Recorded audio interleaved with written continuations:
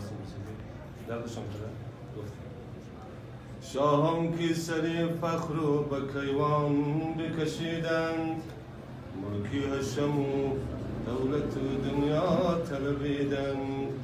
اندر پی تسخیر جهان چند دویدند، ناگز اجل زهر هلاهل بچشیدند،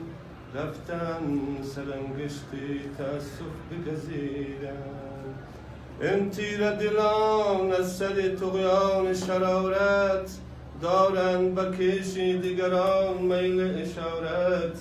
دنیا به کف آورد و دین داده به غارت، یارب چه زیان بود چه احمق چه خسارت، یاقوت سمین داده و خرمبر خرید.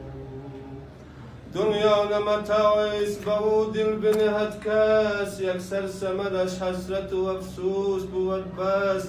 عالی نظران دل ننهادن بر این خس، دنیا طلبان جمله بسانی سگ و کرگس، اندر پایین جیفه دویدند و پریدند، قارون به همان سیم و زر و گنج خزانه، در خاک فرو رفت از آن نیست نشانه، از وی وجد افسانه نباشد به میانه، این قصه عیان است ولی اهل زمانه،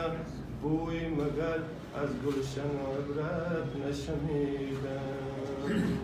افسوس که شد تیر رخی گلشن توفیق، تاراج خزان گشت گل و گلشن توفیق، خاموش شده شمع فرو افغان توفیق،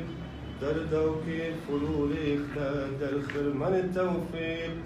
از برق جهان سوزی شرارت شرق امروز.